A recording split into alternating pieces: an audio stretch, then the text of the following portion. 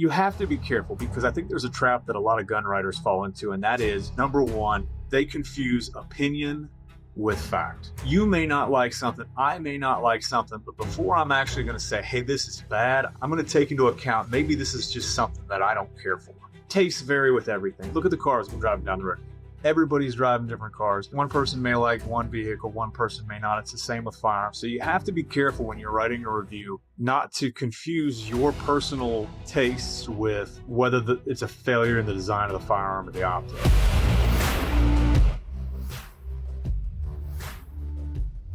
Brad, welcome to the show. Thanks for joining us. Thank you, Rich. It's always good to hang out with you. Yeah, man. As if you don't get enough of me at work, huh?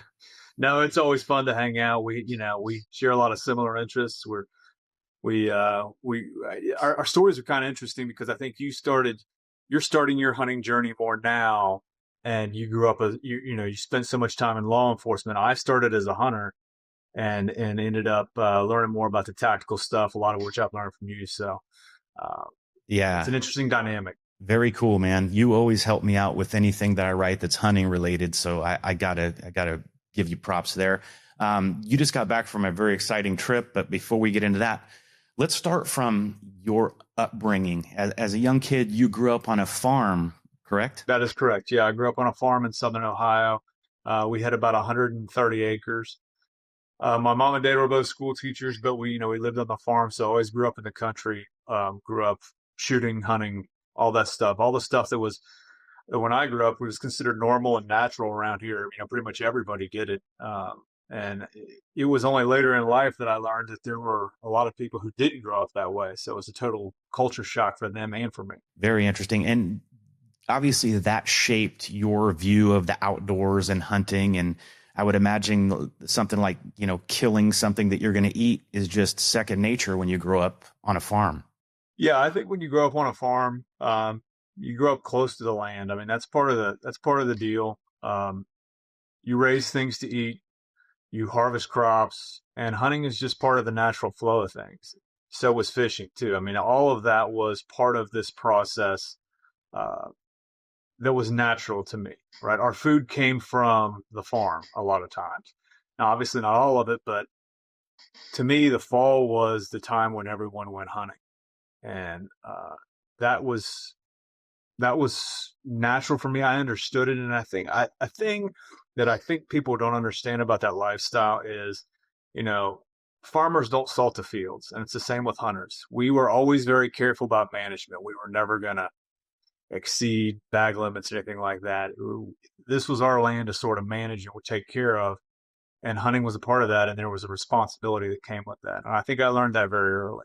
Yeah, that's very interesting. I grew up in a rural area, but as you mentioned, I got into the hunting much later in life, even though it was pretty popular in the area that I grew up in. But yeah, a lot of people, they have a hard time getting behind hunting because of the whole idea of taking an animal's life without very naively assuming that whatever meat you're eating, an animal has given its life for you to eat that, whether it's purchasing it from a grocery store or whatever the case. The huge advantages, of course, is if you hunt your own meat, you harvest your own meat, then you know what you're getting. And it's something that's generally much healthier than the type of thing you're going to find in the store. Yeah, absolutely. You know where the animal lived, the type of foods that it ate. You were hands-on in the process of, if you're field dressing and doing all that stuff yourself, you're hands-on in that process. No hormones, no antibiotics, nothing like that. Everything is natural. And the resource, if you take care of it, is easy to replenish. It's there, right? You don't have to. Wild game is so much easier to manage than domestic stock, right? The deer that live on our farm survive on natural browse that's already here. And all those things come together, and you start to see, when you go through the entire process, you start to see why hunting is not only valuable for conservation, but it's a valuable source of protein. It's a healthy source of protein that's widely available. And, I'll never forget during COVID, when COVID really hit, I walked into the grocery store and the meat counter was empty. There was no meat in there, none whatsoever. And there was a woman standing there staring at this meat counter with her mouth hanging open, just in disbelief. And I understood then where she was coming from. She had no control. She had no understanding of where the protein she was consuming came from. And she was helpless when it wasn't provided for her. And I think there's a really important sense of self-sustaining. You can sustain yourself if you can hunt, and you can be selective about the animals you harvest. And I've really come to enjoy. I was not a good cook. I was a terrible cook. When my wife married me, she will tell you I didn't know how to boil water, and that's 100% true. Like, I was not a good cook. I liked to eat, but I was not a good cook. But in the recent years, I've learned uh, how to cook wild game and how to adjust recipes and things like that. I'm still not a good cook. Okay, you're never going to see a recipe book come from me, but at least I can do it now, and I know where my meat comes from. So That's great, Brad. Yeah, and yeah, you'll never see a Rich Nance cookbook either. But I'm a pretty decent griller. I can grill okay, and I've been experimenting a little bit more lately. But yeah, the game can be difficult to cook because it's typically less fatty, right? And it's going to take a lot less time to cook. So I think it's pretty typical to burn a lot of game meat or to overcook it. So one of the things you mentioned, if I heard you correctly, is that both your parents were teachers. they were. And you, in fact, were a teacher as well, Brad, before you started with the gun writing, correct? Yeah, I was a teacher in Southern Ohio for 9 years. I taught biology and related classes like anatomy and physiology. Uh, that wasn't originally where I intended to go. I intended to be a gun writer when I started. That was at 15 when when the guidance counselor says, "What do you want to do for a living?" I said, "Well, I love reading hunting and gun magazines, and I'd really love to be a gun writer, an outdoor writer." And I remember she said, "Well, I don't think that's a real job. So you better figure out something that you can do that's actually going to pay the bills." And yeah, that that hit me pretty hard. Um, so then I thought about, oh, maybe I'll be a high school teacher. My parents were both high school teachers. Maybe I could coach on the side, and there weren't a lot of jobs for English teachers. That was probably the thing I was most inclined to, and it was hard to find a job. But I also like biology, so I got a degree in biology from Northern Kentucky University, and then I taught for 9 years in multiple different schools, and I really enjoyed teaching. But I learned that I could write. I could write. You can write for magazines. You can write for outdoor publications and websites and things. I started doing that on the side, and eventually, I saw that was my true passion. And the story of how I actually quit teaching is pretty funny. An industry person offered me a trip to South Africa. He said, "You can go with us. You can hunt. We're going to pay for it." And I said, "Well, I can't. I have a job." And he said, "Well, quit." So I did. I told my wife that day. I said, "Hey, I'm quit teaching. I'm gonna quit teaching." And the next week, I resigned. And I've been an outdoor writer ever since. That was in 2013. Wow, no looking back. And I know that you stay extremely busy. You do a bunch of stuff for Outdoor Sportsman Group, and you write for several other titles. And man, I'm glad I don't have to keep up with your schedule, brother. But you do have some nice benefits, like the hunt that you just got on, which again we'll get to in a minute. I want to ask you a little bit, Brad. Do you think your background, your knowledge of biology, has any influence on your hunting and maybe your writing? Yeah, absolutely. I think when you have a degree in biology, you look at hunting and conservation from a slightly different angle. Um, Partly because to be a wildlife biologist, it has to be black and white. There is that you have to base what you know on facts, and there has to be some. You can't just make a guess. We can't just say, "Well, we guess we'll try to manage wildlife this way. We guess we can harvest this many animals." No, you have to go out and you have to know that what you're saying is accurate and true and things like that. And I think I, as a biologist, appreciate hunting areas more because, in a well-managed hunting area, it's not just about a single species of game. And we've learned about that in recent years, right? You shouldn't manage for just a single species of game. If you start with the habitat and you have really, really, really good habitat, yes, you're going to have your desired species, whether that's a white-tailed deer, whether it's an elk, whether it's a kudu in Africa. Um, but that helps the entire ecosystem. And good conservation goes from the bottom all the way to the top. So it's not just those big species that everybody knows about. It's everything. It's everything in between. And I have personally seen that in areas that are hunting areas where the conservation goes across the spectrum and all the animals are healthier because of good habitat. For a long time, we managed for single species, and that just hasn't worked out, right? You can't manage for one species. You can't rearrange the habitat for one species. All these animals have evolved to survive in their natural habitat. And organizations like the Rocky Mountain Elk Foundation, Quail Unlimited, Ducks Unlimited, you know, these organizations do a great job of understanding that first we have to manage the habitat. And if we manage habitat, we're going to have good wildlife populations. Yeah, I mean, no one cares more about conservation than hunters because we want to preserve that heritage to future generations. I mean, that's one of several reasons, but I think that's a big reason.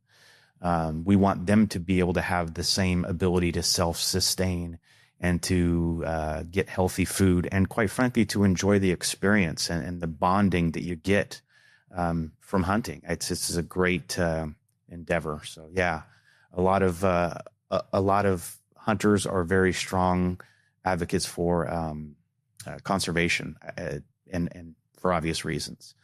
Brad, how did you get into the gun writing? I know you were a teacher.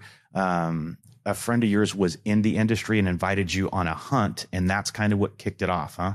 Well, before that, when I was in college, I had to take an elective class, and I took a creative writing class, and that the instructor was a freelance writer, part-time for outdoor magazines. And I remember asking, I thought this is right in my wheelhouse. I hunt, I fish, I shoot. This is the kind of stuff that I'm doing every day. And I think I have enough knowledge, and I think I have enough writing ability that I could put together a decent article. And I remember asking him in college, how much do you make on an article? And he told me, well, sometimes small articles you make $300. And if you spend time in college, $300 was like a fortune. I thought, what would I ever do with that much? If I had $300 in my pocket at one time, that would be fantastic. So I thought, what, I'm going to give this a shot. And I learned it on my own, and some editors helped me along the way. Guys like Scott Rupp, I would send them a pitch, and they'd say, "Well, this is not good, and here's why it's not good, and here's what you need to do." And then I would start getting articles sold, and some of the editors, Scott included, would say, "Well, this is pretty good, but here's where you need to work on this." And over time, I think that I improved on my craft enough to a point where I could see those mistakes I was making before I made them. And relationships obviously are a big deal. You know that. I'm not telling you anything you don't know. Relationships in this industry are very important. Yeah, absolutely. Scott is a great editor in that he does give you advice and give you ideas of how to word something better, as opposed to some editors that just change what you wrote.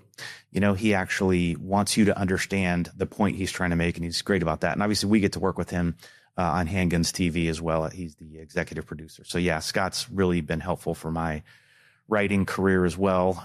You mentioned something about creative writing, and I think that as a gun writer, what we do, especially what you do, is creative writing, in that you're combining technical details of firearms with, a hunt, let's say, where you're having to tell a story. Because if your entire article was nothing but technical firearm specs, it'd be like 4 people that would be interested in it, And then if you tell the story of a hunt, that could be great because it's an interesting story. But we have to, as gun writers, we're typically not just hunting or focusing on the hunt, but it's oftentimes product related as well. So we're tying in, the benefits of this particular firearm and why it excelled or why it didn't excel in a particular environment, whether that's hunting or competitive shooting or however it is that you're testing that gun. So how do you balance like the technical aspects of gun writing with being able to tell a good story? And I ask you because you are a really good storyteller, and you you've given me great advice on some of my hunting articles. Well, Rich, when somebody gets a gun, they get a manual. They don't need a new man. They don't need another manual. They don't need you to rewrite the manual, right? Specifications are available online. You can go to the website, pull specifications. But I think that those of us who are really interested in firearms understand that it's more than just a tool, right? I, when I go to the store to buy a chainsaw or a hoe, I don't. It's a tool. I'm not personally that vested in what I'm getting. But guns, they have a history. They have a character, if you want to say that. And there are interesting things about the way they were developed, the way they were designed. But most importantly for me, the gun is almost, like a person in the story. It's almost like a character in the story because different guns have different personalities. And there are certain things that you cannot appreciate about a gun until you've picked it up and carried it. And there are a lot of things that you can't really appreciate about a firearm until you've carried it for a long, long, long time. I'm sure you're the same way with your sidearm and law enforcement. You don't really Yes. you don't really get to know a firearm until you've spent some time with it. So if you've gone on an elk hunt with something, you spent a week with an optic, and you've seen it in all kinds of weather conditions, and you've seen it in bright sun and low light and all these things that somebody is not going to ever be able to uh, get from a manual or from a spec list until you've had it in your hands. It's a little different. So you want to kind of give the firearm, the optic, whatever it is you're talking about, sort of its own life, right? This is a almost like a character in your story. This is how it works. This is why it works. This is what I found out I didn't really like about it, and what I wasn't expecting to not like about it, or what I really did like about it. Um, and you have to be careful because I think there's a trap that a lot of gun writers fall into, and that is number one, they confuse opinion with fact. You may not like something, I may not like something, but before I'm actually going to say, "Hey, this is bad," I'm going to take into account maybe this is just something that I don't care for. And tastes vary with everything. Look at cars. You look at the cars we're driving down the road. Everybody's driving different cars. One person may like one vehicle, one person may not. It's the same with firearms. So you have to be careful when you're writing a review not to confuse your personal tastes with whether it's a failure in the design of the firearm or the optic. So I think that's one thing that's really important. The other thing that I think is important is you don't, Rich, you and I, we get to play with a lot of cool tools, right? We get to play with a lot of cool toys. You don't want to be a snob about things, right? There are people out there. There's a kid out there somewhere right now working a summer job to afford a deer rifle. That's their first gun. And it's probably not going to be very fancy. It's probably going to be pretty inexpensive. It's probably not going to be on par with more expensive guns. However, when you write that article for that kid that's buying that, or that person that's buying that particular product, what are they looking for? Because the person that's buying an entry-level deer hunting rifle and the person that's buying a custom safari double rifle, they're looking for very different things in the firearm. So I think you have to keep that in mind. That's a great point, Brad. And I like the vehicle analogy because, the kid saving up for his first hunting rifle, that's comparable to, someone who purchases a vehicle. Maybe it's a used vehicle and it's not fancy. Maybe it doesn't have a backup camera, but it's going to get them to work and back type of thing, right? So that's going to fill their need and it's going to be affordable to them, just like the hunting rifle to the kid. Whereas some of us, maybe we have different needs. Maybe we're going to be off in the backcountry, so we need a 4-wheel drive, and that's going to cost more money. So, but it doesn't mean that the car that the kid had or the rifle that the kid had isn't absolutely valid and perfectly suitable for his needs. So, I think that's a great analogy there. Before we get too much further, I want to hear about your recent trip to South Africa and Costa Rica. So, just give us a little bit of background and tell us a little bit about how that went. I mean, you're fresh back from that, right? I am. Yesterday, got off the plane from Costa Rica yesterday, and then just prior to that, I spent 2 weeks in Mozambique with the Cabela Family Foundation, doing a project there. Flew to South Africa, then flew to Mozambique, flew home, flew to Costa Rica, and just got back. So Going back to the Africa trip, in 2018, the Cabela Family Foundation used hunter funds to conduct the largest lion relocation in African history. They moved 24 lions from South Africa to Mozambique, which in people's mind, that sounds like not that big a deal. That's an enormous undertaking. Um, and it cost a lot of money. But through the Cabela's Family Foundation and hunter funding, it happened. And the other side of that coin is for this relocation to happen, you had to have an area where there was game, where there was no livestock, where there was good habitat, where there was space for the lions to spread out. Lions are very territorial and they will kill each other if you put them in too small of a confined space. They need big areas to roam, and big areas are not as easy to find in Africa as you would think. So the Cabela's Family Foundation elected to move these lions to Mozambique, to the Zambezi Valley, to the Zambezi Delta, which is in the central part of the country. And the reason that this area exists and it is so healthy and such a great opportunity to release lions here is because of hunting. You have to understand that in 1994, when Mark Haldane took over it's Cutada 11, Cutada is the Portuguese word for a hunting area. So Cutada 11 in the Zambezi Delta was a wasteland. It had just gone through one of the worst civil wars in Africa. 5 million people were displaced. 1 million were killed. There were still landmines. All the game had been shot out. The people that were still surviving, they were only surviving by poaching with snares. So it was a very desperate situation. And Mark went in, started with an anti-poaching unit, began building game numbers, and through funds generated from international hunters, eventually got it to a point where it is today, which is now it is one of the finest game areas in Africa. Probably has the best free range Cape buffalo hunting in Africa. The herds went from 1,200 in 1994 to almost 30,000 today. Probably the best free range sable, the best free range Inyala. When they originated the count in 94, they found 44 sable in an area that's about 500,000 acres, and now they have over 6,000, and you see them every day. So it's important to understand these two components of the process came together. You had somebody who was willing to fund the project to move the lions. You had an area that was protected and suitable for the lions.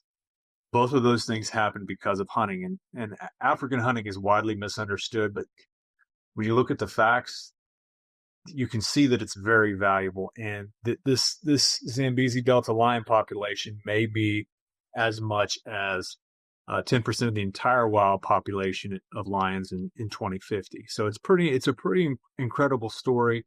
But at the heart of this is hunters and conservation and wildlife management and habitat, all those things we talked about. And I'm really proud to be a part of it. I'm really just reporting on it. The Cabela Family Foundation and Mark Haldane and his team and the veterinarians that are there are really doing the actual legwork on the ground. But it's been a fantastic experience, and I'm really happy to be part of it and see it. And I think if more people understood things like this are happening in Africa, they would be less inclined to be against hunting. So impressive, and a prime example of giving back. I mean, that's awesome. Were you were you with people who were relocating the lions? Is that what your kind of primary purpose was there this time? Well, this time there were multiple things going on, right? The lion population has exploded there. It has grown rapidly. The lions are doing extremely well. But the habitat conservation and the introduction of a big predator has created a landscape that's natural. And there are two biologists, Tamar Kinnan and Willem, are there working strictly with these lions because really nobody understands this hasn't ever happened before, where you have an area that's prime lion habitat. Essentially, there's no livestock there because of sleeping sickness, very small human population, a habitat that's been completely restored, and you're watching as lions spread out in their natural habitat with very few boundaries and things like that. So you have biologists on the ground working there. In this particular trip, we were doing multiple things. One of the things we were doing is we were moving 2 additional lions from Gorongosa National Park. We collared an elephant So the veterinary team darted an elephant, put a collar on it, and that gives a tremendous amount of information on elephant movements, contact with humans, things like that. We found a pangolin, which is the most poached animal in the world. Pangolins are a small, they look like an anteater with a hard shell spine or hard shells all the way around them.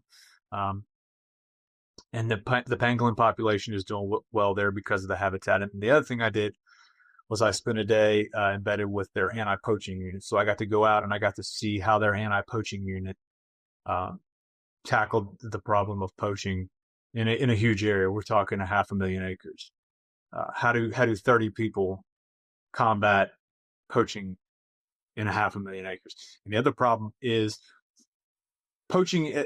Poaching among the people that live in the Zambezi Delta is virtually non-existent because of big game hunting. Mark Haldane and his team at Zambezi Delta Safaris donate free of charge 30 tons of meat every year from game harvested to the people there. So that equates to about 10 pounds of fresh meat per family per week with no cost. So the people there don't poach. There's no need for them to poach. But the area has become so game rich that people from surrounding areas are now coming in, setting snares, doing traps and things like that. So I got to spend some time with the Zambezi Delta anti-poaching guys. They flew helicopters. They did foot patrol. They have motorcycles and they do motorcycle patrols, and they're extremely good at what they do. It's very impressive to watch these guys work. Wow. Brad, I know Africa is near and dear to your heart, and you've hunted in like half the states in the U.S. I believe that's what I read. And you kind of keep going back to Africa. What is it about Africa that keeps calling you back?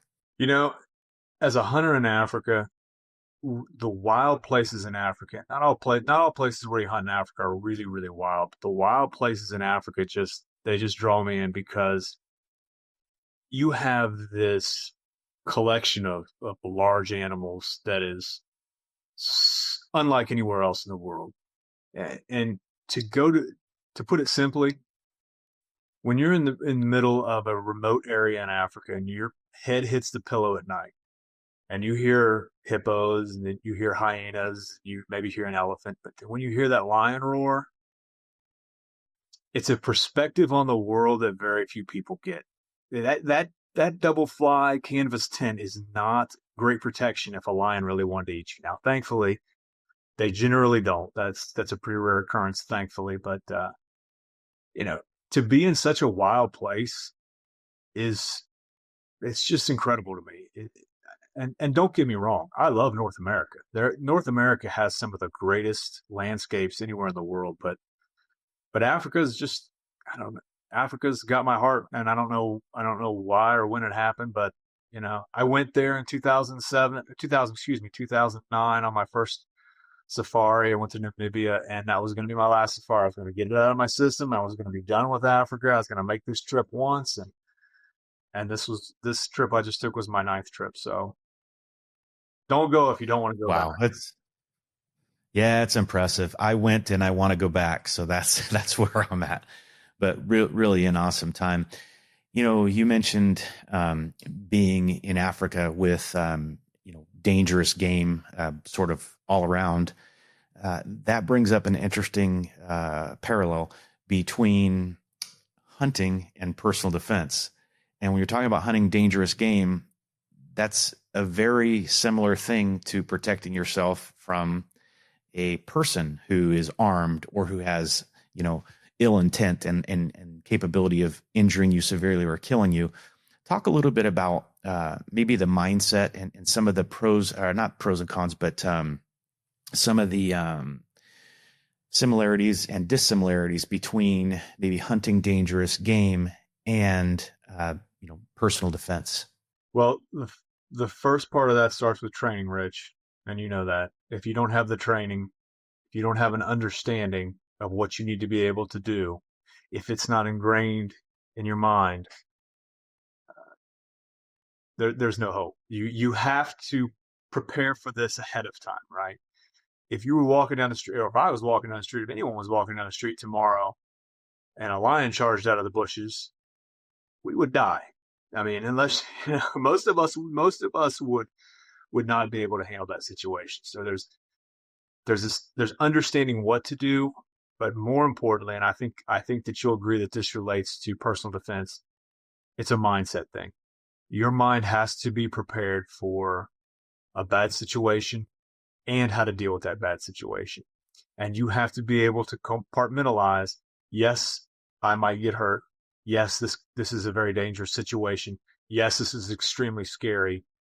You have to be able to, with all those things in your mind, you have to be able to focus on what you're doing to protect yourself. Now, it is different in a dangerous game situation in the fact that you're out there, you kind of understand, you're expecting, if you're in an area where there's dangerous game, you're expecting to, okay, I'm going to have a confrontation. And the other good thing about that is most times you bump into dangerous game, it's not going to result in a charge. Good. But most times it's not going to result in a charge. But I think really it comes down to mindset. You have to accept the fact that bad things can happen to you and be prepared to deal with those and deal with them immediately. Excellent points. And I think, yeah, the charge, although unlikely, is probably the biggest correlation to personal defense because, whether you have, a buffalo charging you or you have someone charging you with a pipe wrench, it's the same type of situation where it's no longer just a hunt. I mean, you are, whether you're hunting or defending yourself, it's about self-preservation at that point. It's not just about the trophy or the meat or whatever else that you may have went there with the intent to experience while hunting. Now you're in a position which is a potentially life and death situation. And under that duress that you're sure to experience, that's where being able to keep a cool head and having that training and that confidence that manifests from that quality training really comes into play. So I always think that's neat to consider the sort of the similarities and the differences between, especially dangerous game hunting and personal defense. Brad, there's a lot of new people to firearms and new people to hunting. What advice would you give someone who's just sort of getting into this realm? Let's sort of focus it on hunting. And I know a lot of it depends on what they want to hunt, where they live, and those types of things. But what's kind of what advice would you give someone as far as who's just getting started to kind of point them in the right direction as far as understanding different types of hunting, the rules, the equipment, and all that stuff? Well, the first piece of advice I would give them is don't get hung up on going out and killing a 170-inch whitetail. Understand that this is an experience, this is a process, right? And you're there maybe you're there to collect protein, maybe you're there to feed your family, but you're really there to experience nature and the natural world and being out there and enjoying it. And it shouldn't become strictly mission oriented, right? It shouldn't become, I'm going out today to kill this animal with this set of antlers, these size antlers. That takes away some from it, particularly when you're new. I think you just need to go out and just appreciate being out there. I had a friend of mine once say to me that his wife never asked him if he killed anything when he came home from hunting or if he got anything.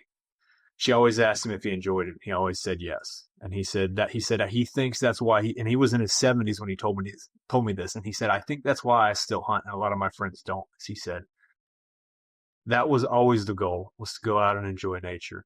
And I think new hunters have a lot of resources today that hunters years ago didn't. Now, I don't think that there are as many mentor hunters around. I don't think there are as many families where dad hunts and grandpa hunts or grandma hunts or the aunts hunt or the uncles hunt. So you may have to learn this process on your own, but there are good resources. Some of the conservation organizations offer really, really good online resources for new hunters and things like that. And you want to find a mentor. And if you say, well, I don't know how to find a mentor, nobody around me hunts. My advice is, this is what I have seen that has worked the best. If you don't know anyone that hunts, go to a conservation organization banquet, meeting, dinner, something like that, whether it's Safari Club International, whether it's Rocky Mountain Elk Foundation, whether it's Ducks Unlimited. Just go to the banquet, listen to the good that that hunting is doing for conservation and start talking to people, because you're going to be seated at a table with other people and say, listen, I don't hunt, but I really appreciate the concept of hunting. And you're going to have great conversations at those organizations and those meetings. The NRA offers opportunities for new hunters and things like that. But go out, talk to people, listen to people, remain a student, always remain a student when you're hunting. Same thing for personal defense. Never assume that you know everything. Never assume that you've learned all you need to know. We're always learning, right? You and I are always learning. So, Yeah, absolutely. Brad, continuing the hunting conversation, you have hunted all over the place. You've hunted Brazil. No, Brazil. I'm mixing it up there. Spain, Argentina, Africa, a ton of times. I'm sure there's other countries I'm missing. What is it about you that still excites you, that still you look forward to doing when you're doing international travel? Like, what is it? I mean, you've kind of been there and done that. What is it that keeps you motivated at this point? well, I appreciate hunters who enjoy the same sport no matter where they are, and that's what I've found. If you go to Spain, if you go to Argentina, if you go to Africa, if you go to Wyoming, if you go to Alaska, if you go to Indiana, it doesn't matter. When you're around people who appreciate hunting, everyone understands the compulsion to go out there and hunt. And it's not a compulsion to kill, right? Killing sometimes is part of it, but it's this enjoyment of the challenge of being out there, being out in nature, learning about the game. And one of the things I really like about going to other areas of the world is I I don't really know how I don't necessarily know how they hunt or how their game reacts to certain situations or how their game behaves. So you're always learning. You're always learning. I remember I was in Spain. We were in the mountains and watching the way that a herd of ibex moves across a mountain. As a guy who grew up in Ohio, where it's relatively flat and we hunt white-tailed deer, just watching how these things navigate through the rocks and there was one specific point where I thought, well, we don't need to go around this mountain because those things cannot possibly get up over this sheer cliff. There's no way they're going to go over the top of this. So we'll hunt this valley. They'll be here. And within 5 minutes, the entire herd went straight up this sheer rock cliff and over the backside, and we're gone. And I just thought, you don't know what you don't know until it's in your face like that. So I enjoy that. I enjoy just going to different places where the game and the terrain is a new type of challenge. And even if you're not successful, you're learning a lot as you go. So that's probably the thing that I enjoy most about hunting new areas. Yeah, always learning and seeing something new is pretty, it never gets old. I want to talk a little bit, Brad, you've written thousands of articles, I think it's safe to say, for various firearms magazines and publications, whether that's print magazines, online, etc. You've also written books, and you've written books on hunting, and you've written books on selecting an appropriate handgun, and you've written books on concealed carry. So, and I know that some of these books have been out for quite some time, but talk a little bit about your book writing, maybe how that's different than writing an article, and also let us know where people can find your books. Well, the book on hunting in Africa the title is Morning Shadows, Evening Sun, and it's about Namibia. And really what I did is, Namibia is a very young country. I think Namibia officially became a country in 1990. So that's a relatively young country, but it has an old hunting tradition. And what I wanted to do is I wanted to go to the professional hunters who'd been there before and after Namibia became a country. And I wanted to hear all their stories. I love this. When I first went to Namibia, I loved sitting by the fire and listening to all these stories. So I thought, you know what? I'm going to collect as many of these stories from as many professional hunters as I can, and I'm going to compile them in a book. So somebody who's never going to get to go to Africa can sit down, and it's like sitting by the fire. That's the point. Sit by the fire and let's tell you a story about this animal, this hunt, this area, things like that. So that was sort of the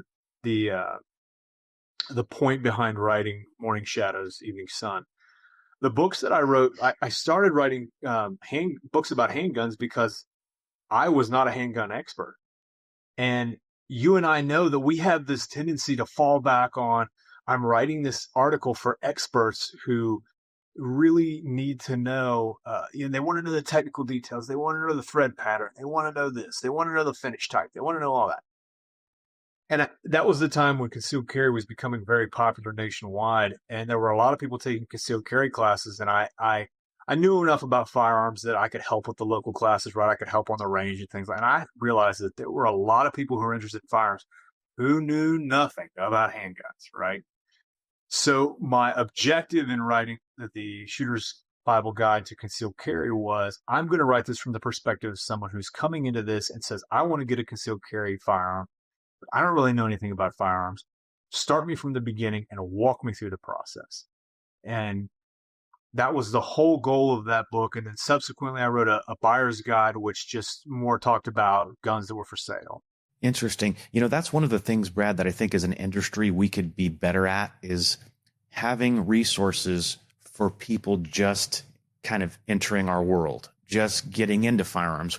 We take for granted a lot of times because we're so used to firearms and so familiar with so many types of firearms and cartridges and everything else that we can sort of take that for granted and assume that other people know all that stuff too, where there's a lot of people that don't know anything about firearms. They may be interested, but they need that basic knowledge, that gun safety, the basic marksmanship skills, someone to explain the differences in caliber and how that might, be a factor in whatever firearm that they're choosing. So yeah, I think we could do better as a whole on that. And those books, like you wrote it, I think those books you wrote really serve that niche. So yeah, that's good stuff. Are those books, because I know it's been a while, those books have been out for a while, are they still in print? And where can people look for those? They are still in print. The Shooter's Bible Guide to Concealed Carry and the Handgun Buyer's Guide, the Shooter's Bible Guide, Handgun Buyer's Guide are both available on Amazon. Morning Shadows, Evening Sun is out of print, but there are still, occasionally you'll see a copy of it that goes at like the Dallas Safari Club show and things like that. So that one's still available. You just have to look a little harder for it because it's not in print and not available as widely as the other one. And it was meant for more of a niche audience. So that's kind of what I expected for that book. But no, to your point, I think you're exactly right. And I think the people that are listening to this, a lot of them are shooters. And I think that, a piece of advice that you and I could both give to them is if you're going to teach somebody to shoot, first of all, be willing to teach someone how to use firearms. But secondly, you have to be a good teacher. Because you're a good shooter doesn't necessarily make you a good teacher. And if you're going to be a good teacher, you have to be patient with people. You have to take it step by step. You have to meet them at their level. And that's probably the hardest thing. It's kind of like coaching. You can't turn someone who's doesn't know how to dribble a basketball into an all-star point guard in a week, right? Meet them at their level. Help them understand the fundamental things they don't know so that they're safe. They can use a firearm effectively. They're comfortable loading, comfortable unloading. They know what type of ammunition to use. They know how to safely store their firearm. Start there and be patient and patiently work with people. A lot of people aren't going to be ready to shoot a gun on the first day. So I think there's a call for all of us, whether you're an outdoor writer, whether you're a podcast host or not, to help the people that want to learn how to shoot firearms do so effectively and be patient with them. Brad, you're hitting on an excellent point. No matter how skilled you are or how much you know, that does not necessarily translate to you being a good coach. And being able to demonstrate and explain and mentor, that's a huge component of being a good teacher or being a good coach. And, we joke around on Handguns TV that, some of these segments may be 3 minutes long, and you and I, if we're not careful, could go 13 minutes because neither of us is shy and we're never at a loss for words. But I think that has to do with the fact that you have the teaching background and I have the law enforcement background where you get somewhere, you may not know what to say, but you have to say something, right? The people called the police, you can't just get there and say, oh, that's a pretty bad situation. Good luck with that. You got to come up with something. So it kind of gets you, like teaching, you have to sort of think on your feet. You have to be able to communicate effectively. And I think communication is something that you and I both value a lot because we're doing it in several different ways, right? We're doing it on television. We're doing it through our writing, and we're doing it oftentimes through coaching or mentoring other people. So it's different. All those forms of communication are different, but it's all helpful. And I think when you're looking for someone, when you're looking for a mentor or a coach, you don't necessarily need the person who's a world champion shooter. You need the person who understands and can explain how you are going to improve. Because someone who is a world champion shooter may or may not be able to translate that knowledge to someone else. Well, and you know this better than anyone else, Rich. I'm talking about it, but you've been a firearms instructor for a long time. You understand that the skill with a firearm and the skill as an instructor are two entirely different things. So, you know, I'd be curious to hear from you sort of what is your approach to new students? How do you because I'm doing the same thing you are. I'm teaching people to shoot all the time. I mean, how do you approach that person that is nervous about it and wants to do it but really has very limited experience? Yeah, and see, that could be more challenging for me than even you, because my experience is mainly training cops who do know the basics, and that's sort of what I excel in. What I do the most of is kind of taking people who have a baseline knowledge and making them a little bit more skillful. I do a lot of the close quarter work, but when I am teaching someone who doesn't have any experience, I try to go to the very, very basics and not assume that they know anything, right? A blue gun is a great way to train that, as far as just teaching them how to pick up a pistol, the basic firearm safety rules, where your finger goes. Because when someone picks up a gun, whether it's, a kid or an untrained adult, if you're handed or pick up a pistol or a handgun, the tendency is going to be to do this kind of thing with your index finger. And you know what that could lead to, obviously, an unintended discharge with injury or potentially loss of life or property damage. So all those basic things: point the gun in a safe direction, all guns are loaded, keep your finger straight, don't cross the muzzle over any part of you that you are not willing, or over anything that you're not willing to destroy, including a part of yourself. So those basic things, and then basic marksmanship stuff, right? There's the 7 fundamentals of marksmanship, and some people use all 7 in their teaching. Some people kind of streamline it, or they add their own spin on it, and that's all fine. But basically, a person has to have a good grip. They have to have a nice trigger press, and that stuff, it really takes practice. I can't explain to you the skill that you need to do that. In other words, you have to develop the skill through repetition. Another thing that works well too, Brad, is like a SIRT pistol, something like that is very similar in feel to an actual firearm and has a trigger that you can actuate. That way you can get used to those basic skills. But I think the mistake that many people make is to assume that the new shooter knows a little bit more than they know. And then you could have a situation that's not only not beneficial to the student, but that actually becomes unsafe because they're just not ready to take them where you're trying to take them. Maybe you're trying to work on marksmanship and they don't understand basic firearm safety.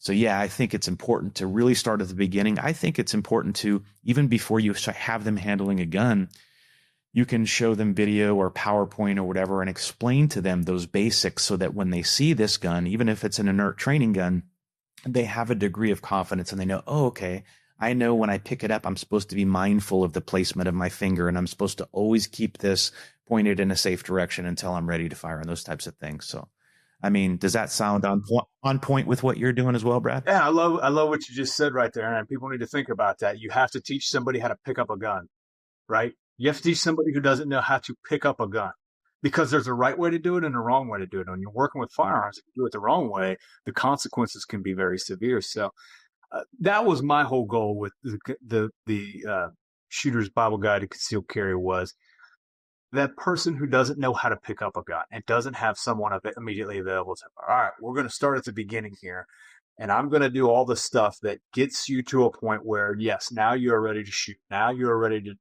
to choose a firearm, things like that, so they can go to, and we've talked about this a lot, to the next level training, which I think is so important. And I'm sure, and obviously you do too, because you're a trainer.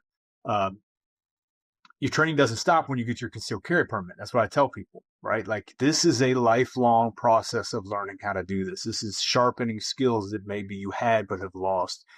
This is constantly auditing how safe you are being with a firearm. So there is so much to learning to shoot a firearm that whether you want to just be safe handling one, you can go all the way up to an Olympic shooter. I mean, there's volumes that could be written on this. Yeah.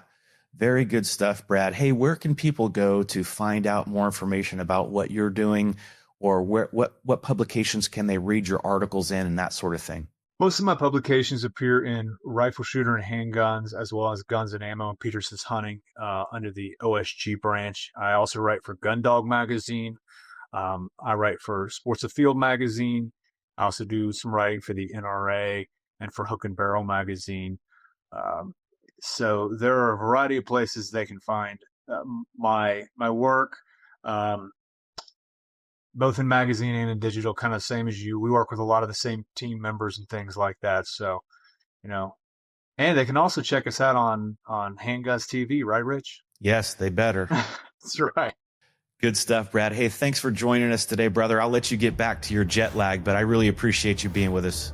Hey, Rich, it's always a pleasure to talk to you and hang out, and I look forward to the next time we get to actually sit down in person and talk about some of this stuff. So, me as well, brother. All right. Thank you.